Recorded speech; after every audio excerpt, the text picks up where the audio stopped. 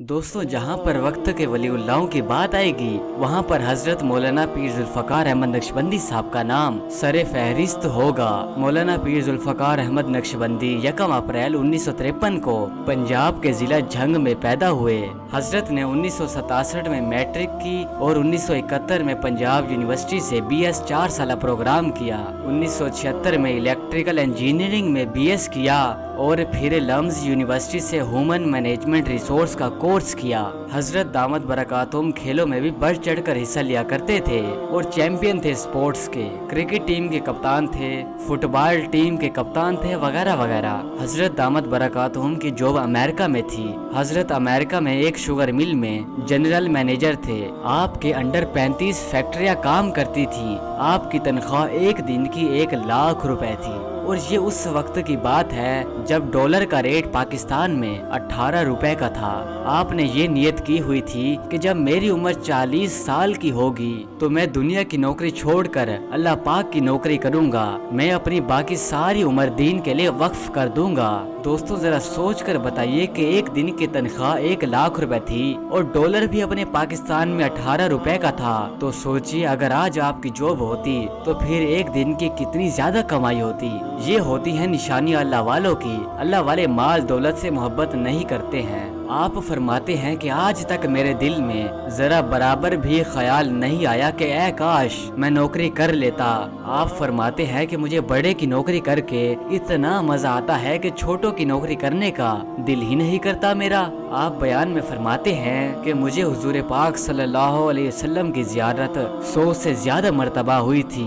इस बात को दरअसल इसलिए बताया था कि लोगों ने कहा था कि हम अपनी पूरी कोशिश करते हैं कि हमें हुजूर पाक सल्लल्लाहु अलैहि वसल्लम की जियारत हो, लेकिन नहीं हो पाती है। तो आपने फरमाया था कि निगाह पर कंट्रोल कीजिए। अगर गैर महरम गुजरे तो आपको ये भी पता ना चले कि इसके लिबास का क्या रंग है, इसका लिबास कैसा है। आपने इसके बुरके की तरफ भी नहीं देखना है। मैं निगाह पर बहुत ज्यादा कंट्रोल किया करता था, तब मुझे इस निगाह पर कंट्रोल करने का ये अजर मिला। कितनी नजर की हिफाजत करनी होती थी। इस पर अल्लाह रब्बुल इज्जत ने फिर जो मेहरबानियां की वो अब क्या बताएं आपको। हमारे एक साथी हैं लाहौर के, एक दिन मुझे कहने लगे कि मैं आपको एक बात बताऊं, मुझे हजरत ने बताई। मैंने कहा बताएं। कहने लगे हजरत ने मुझे बताया कि देखो उस वक्त आप किसी मस्जिद में खड़े थे, आपकी तरफ इशारा करके हजरत ने कहा कि इस बच्चे को इस वक्त 100 से ज्यादा मर्तबा नबी इस्लाम की जियारत हो चुकी है। मैं सुन के हैरान हो गया और हैरत मुझे इसकी थी कि पता इसको कैसे चला। उसने कहा जी कि मुझे हजरत ने ये बात बताई थी। तो निगाह की हिफाजत का फिर ये फायदा हुआ कि अल्लाह ताला ने 30 साल की उम्र से पहले 100 से ज्यादा मर्तबा नबी इस्लाम की जियारत नसीब फरमा।